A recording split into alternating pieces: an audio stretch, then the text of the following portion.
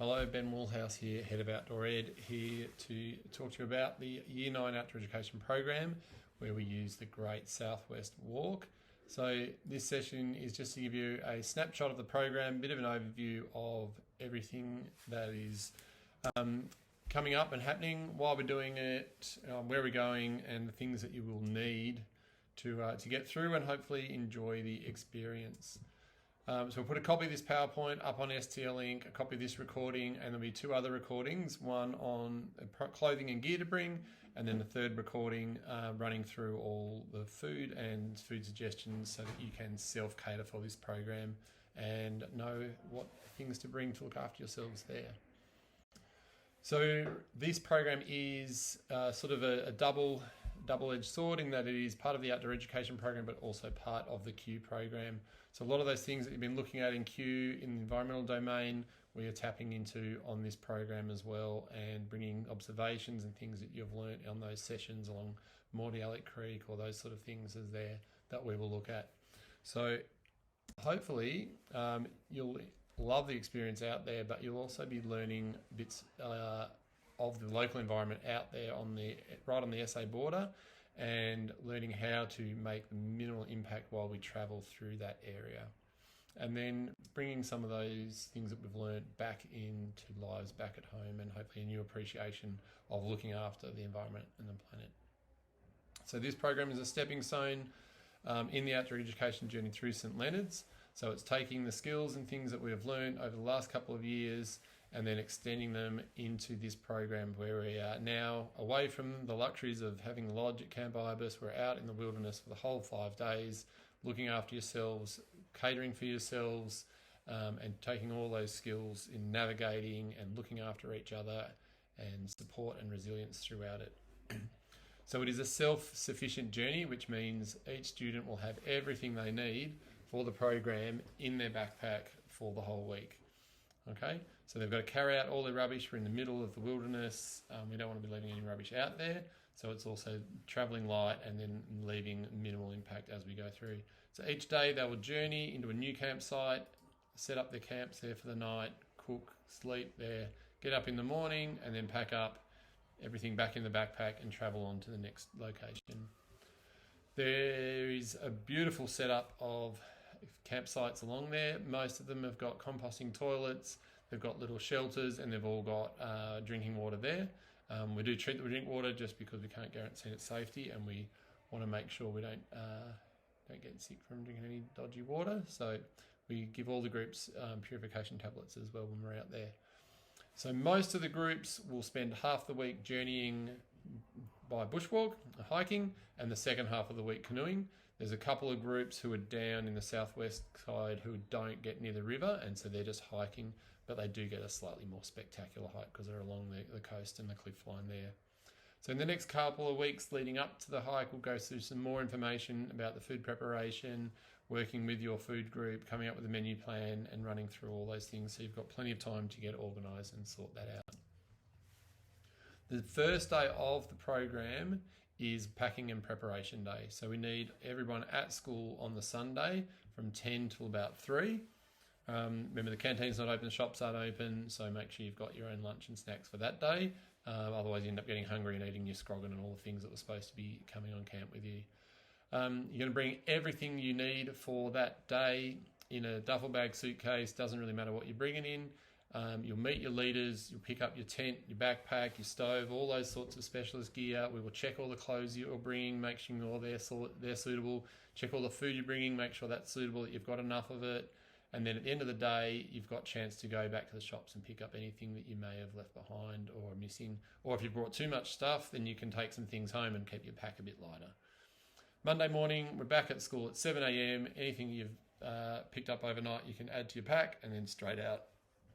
So Mondays, it's about half a day travel to get out. Like I said, we're out near Portland, Nelson, so 4 to 5 hours of travel. And then we start the journey. So it's a half day of canoe or paddle.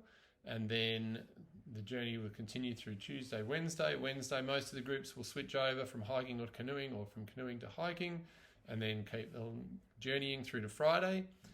Friday morning, we'll get picked up, half a day travel, back at school. We're usually back at school around 3-ish. gives us an hour to unpack all the gear, return all the rental gear and things, and students will be dismissed by 4 o'clock in time for a lovely, well-earned 3-week holiday break in September.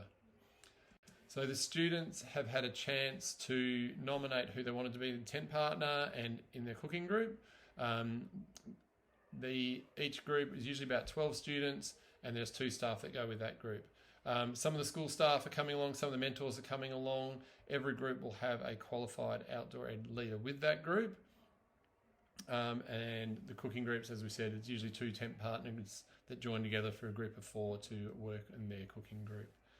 So if we have a little look on the map of the overlay, you can sort of see we're heading out to the far west of the state, out to Pointland, and the area, if we zoom in a little bit further, you look at the satellite image, you can see along the beach, the coastal area, and then up north we head into the Lower Glenelg National Park, and that is the area we're using. So the actual circuit of the whole Great Southwest Walk's a 250 kilometre hike. If you did the whole thing, it'd probably take you a couple of weeks.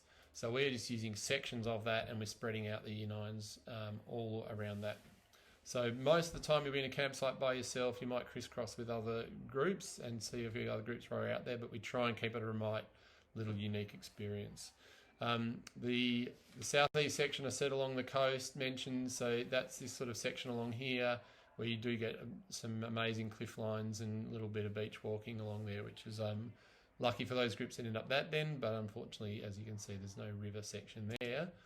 The river section is up here, which is the line along the Glenelg River. So there's a hiking track that runs along the river as well. And so that's where most of the groups will be journeying. So to give you an idea of what the river looks like, you can sort of see one of the little jetties and landing points there, which is next to one of the campsites. A little bit of beach walking.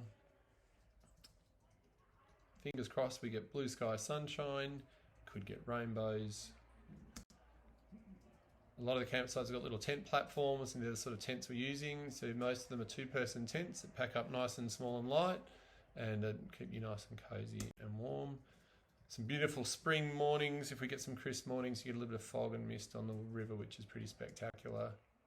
So on the canoe, you just drop your hiking bag into the canoe, pick up your life jacket and your paddle, and continue the journey. You can see these guys, their tents in the background, and they're cooking on their trangias, making their meals. And hopefully, if you get into camp nice and early, there's plenty of time to relax and sit around the river and enjoy the scenery while you're eating and cooking up a feast. There's a chance for a fire, depending on weather and conditions, and wood around there, which is also a bit of a bonus too.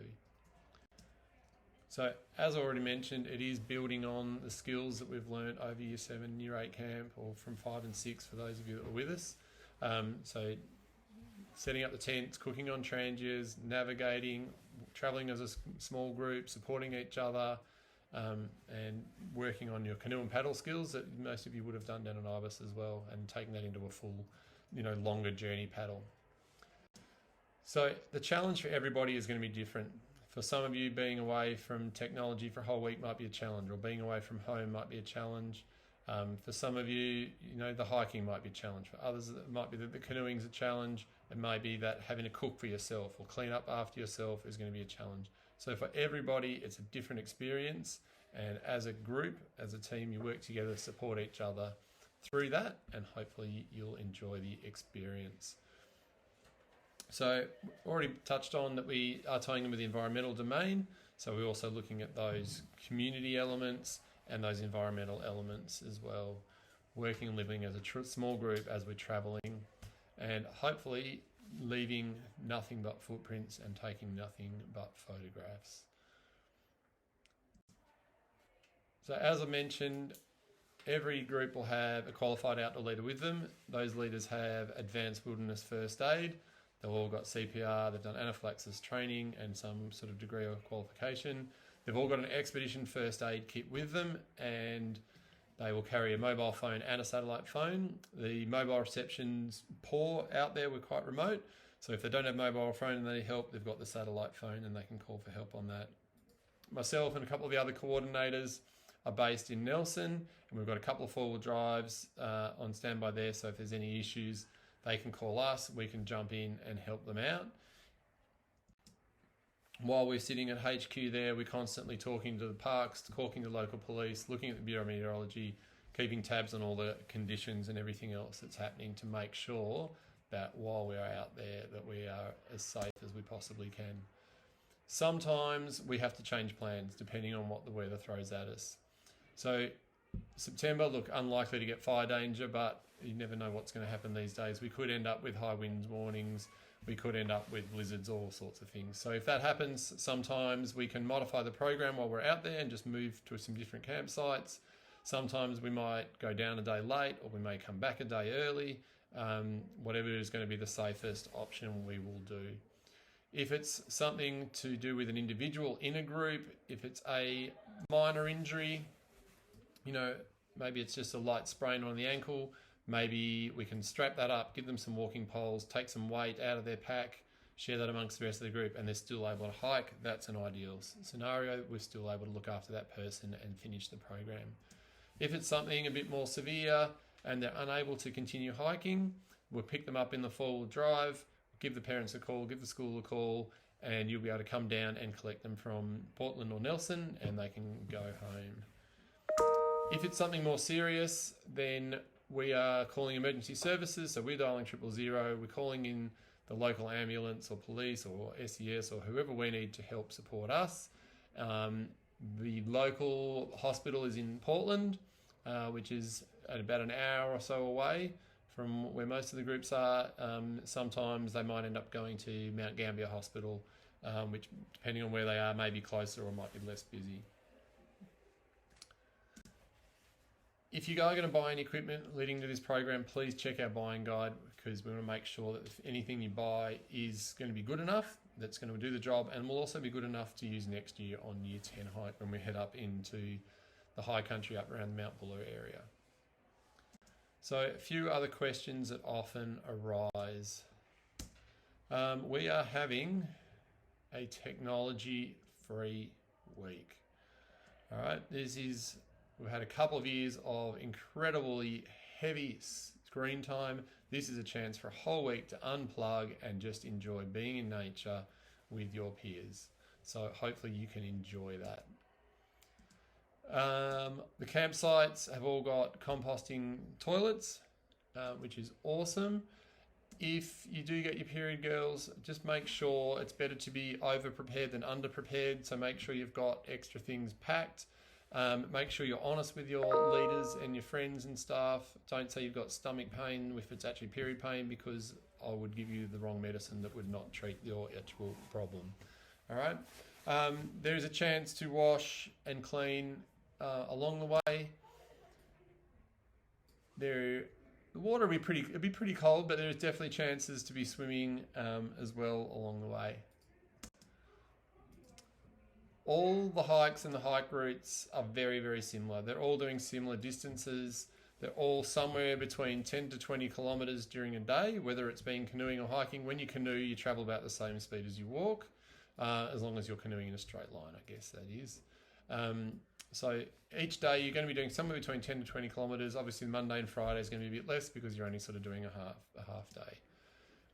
You'll find out in the coming weeks leading up to it who your group is, who the staff are going to be that's going to be journeying with you, and you'll actually be able to have a close look on the map. We'll have a prep session where you can look at your exact route where you're going to be going on camping and travelling.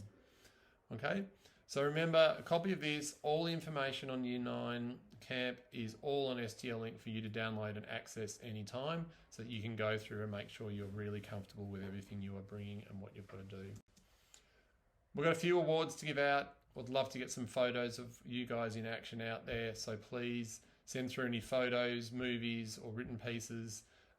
Most years we get some students that I love taking photos or have got little bits of footage and have put together a movie, and that's awesome to be able to share back at an assembly in Term 4 when we get back together. The staff that are out there also have a chance to nominate an Outdoor Award for any students who engage in the philosophy of what we are trying to achieve, which is embracing the challenge, supporting others, and looking after the environment.